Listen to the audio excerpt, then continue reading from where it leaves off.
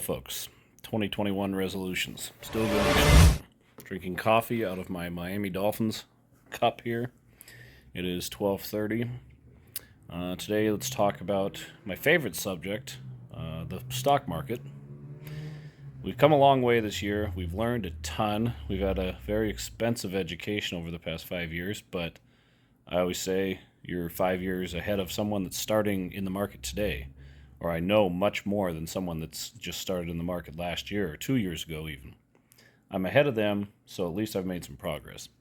The market is a funky fucking thing, and it can be quite annoying. As we all know, those of us that are engaged in the market every single day, it sometimes feels like, or it often feels like, somebody's standing behind you, looking over your shoulder, making the market go the absolute opposite way that you need it to go. So this drives me nuts because I have analyzed the shit out of this thing. I look at the monthly charts, the 6-month charts, the yearly charts, everything to try to find patterns. And, if A happens, then what is B? And if B happens, what is C? So today I had it analyzed like a motherfucker. And of course the thing goes the complete opposite direction. Now I failed to recognize that there was a massive drop on FCX, Freeport. It's one of my favorite securities. Look it up, FCX. There was a massive drop on Friday right after Thanksgiving, and it started to come back. Now, all of the DNA, all of the stock trends appeared to be going short. But what I got to remind myself of is that I am a day trader. I'm speaking to day traders out there. So all that really matters is what's happening today. Because I can analyze the shit out of this, but the market's going to take time. It's always going to take time. And generally, I'm right. After a period of time, I'm right.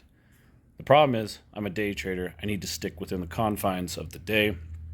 And it's been hard to learn that because I'm like, well, this makes sense that all of these trends are going short. I even did like a scorecard where you get a point for long and short, depending on what has happened over the last month, year, week, whatever. And the score was 10-4 going short. Now, of course, this cocksucker pops long. Why? The only thing I could see is that the 5-day of FCX was trending long, and it was bouncing back from a huge bottom out, 5-day bottom out. And the only other reason that I think it was going long was because everything has an equivalent boomerang of some type. And it fell like $3.50 on Friday. So now it's just still bouncing back pretty damn hard because that's a significant fall. So I kind of bash my head against the wall, and it gets annoying because you can analyze and you think that you know which way the market's going to go. But when it all boils down to it, I'm a day trader, and I just think that I should look nowhere else, no other charts for reference, because then they just make you second guess things. So you should only look at what is happening today, because the market makes no fucking sense. So the less sense you try to make of it, the better. All we're trying to do is make some money and get out. As Warren Buffett says, don't lose money. Never lose money. That's his only rule. Pretty damn simple when you talk about it. But the problem is that we are all greedy beings.